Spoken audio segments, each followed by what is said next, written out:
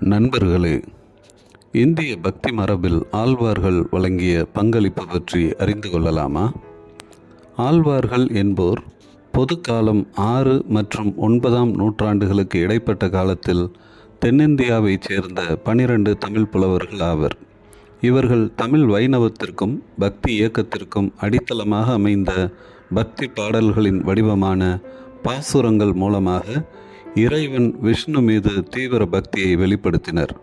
இவர்கள் தங்கள் படைப்புகளை 4000 திவ்ய பிரபந்தமாக தொகுத்தனர். கடுமையான சடங்குகளை விட கடவுள் மீதான அன்புக்கும் சரணாகதிக்கும் முக்கியத்துவம் அளித்தனர். ஆழ்வார்களின் முக்கிய அம்சங்கள் பின்வருமாறு. இவர்கள் விஷ்ணுவின் சிறந்த பக்தர்கள் என்று கருதப்பட்டனர். அவரை பற்றியும் அவரது அவதாரங்களான கிருஷ்ணர், ராமர் போன்றோரை பற்றியும் பாடினர். ஆழ்வார்கள் உணர்ச்சி பூர்வமான தனிப்பட்ட பக்தி இயக்கத்தை பரப்ப உதவியது. இது வேத சடங்குகளிலிருந்து விலகி கடவுள் மீதான தூய அன்பின் மீது கவனத்தை மாற்றியது. இவர்கள் உணர்ச்சி பூர்வமான தனிப்பட்ட பக்தி இயக்கத்தை பரப்பினர். 4000 திவ்ய பிரபந்தமாக தொகுக்கப்பட்ட இவர்களின் 4000 பாடல்கள் புனிதமான தமிழ் நூல்களாக கருதப்படுகின்றன. இவை மத கலாச்சாரத்தை பாதித்து சடங்கு மரபுகளிலிருந்து வெகுவாக விலகிச் சென்றன. ஆழ்வார்கள் தீண்டத்தகாதவர்கள் என்று கருதப்பட்டவர்கள் உட்பட பல்வேறு சாதிகளை சார்ந்தவர்களாக இருந்தனர். இது ஒரு பரந்த ஆன்மீக பாதையை ஊக்குவித்தது.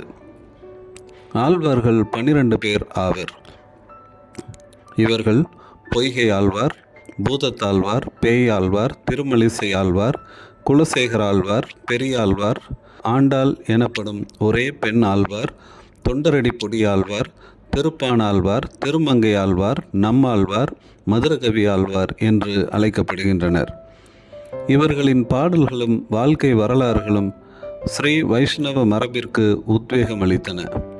இது அவர்களின் பாடல்களில் போற்றப்படும் 108 திவ்ய தேசங்களை நிறுவப்படுவதற்கு வழிவகுத்ததுடன் தென்னிந்திய மத மற்றும் கலாச்சார பாரம்பரியத்தை குறிப்பிடத்தக்க வகையில் வடிவமைத்தது. இவர்கள் தமிழ் பேசும் பகுதிகளில் வைணவத்தை பிரபலப்படுத்துவதில் முக்கிய பங்கு வகித்தனர். பாகவத சம்பிரதாயம் மற்றும் இராமாயணம், மகாபாரதம் ஆகிய 2 இந்து காவியங்களை ஊக்குவிப்பதில் ஆழ்வார்கள் செல்வாக்கு மிக்கவர்களாக இருந்தனர். இவர்களின் பாடல்களில் போற்றப்படும் 108 கோயில்கள் திவ்ய தேசங்களாக வகைப்படுத்தப்பட்டுள்ளன. பல்வேறு ஆழ்வார்களின் வசனங்கள் 9ஆம் நூற்றாண்டின் வைணவ சமய அறிஞரான நாதமுனி என்பவரால் தொகுக்கப்பட்டது. அவர் அதை திராவிட வேதம் அல்லது தமிழ் வேதம் என்று அழைத்தார். பிரபந்தத்தின் பாடல்கள் தென்னிந்தியாவின் பல்வேறு விஷ்ணு கோவில்களில் தினமும் அல்லது திருவிழா சமயங்களில் தொடர்ந்து பாடப்படுகின்றன. நாதமுனிகளால் தொகுக்கப்பட்ட ஆழ்வார்களால் உருவாக்கப்பட்ட பக்தி கவிதைகளின் முக்கிய தொகுப்பு 4000 திவ்ய பிரபந்தம் என்று அழைக்கப்படுகிறது. இது 4000 பாசுரங்கள் கொண்டது.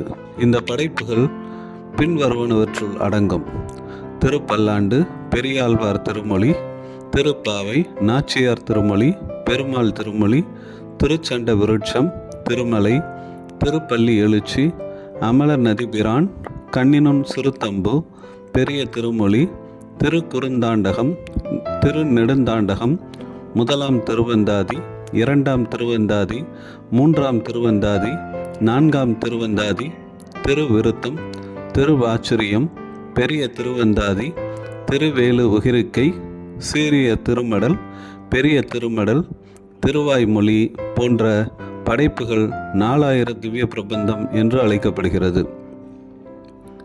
ஆழ்வார்களின் சகாப்தத்திற்கு பிறகு திவ்ய பிரபந்தத்திலிருந்து ஒரு சில பாசுரங்கள் காணாமல் போனதாக கூறப்படுகிறது. 10ஆம் நூற்றாண்டில் நாதமுனி இந்த காணாமல் போன படைப்புகளை தேடிச் சென்றதாக கூறப்படுகிறது.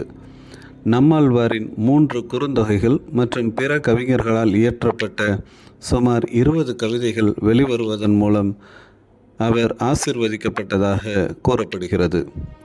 ஆழ்வார்களிடமிருந்து தோன்றிய பக்தி இலக்கியம் வேத மதத்திலிருந்து விலகி முக்திக்கான ஒரே வழியாக பக்தியை அடிப்படையாக கொண்ட ஒரு கலாச்சாரத்தை நிறுவுவதற்கும் நிலைநிறுத்துவதற்கும் பங்களித்துள்ளது.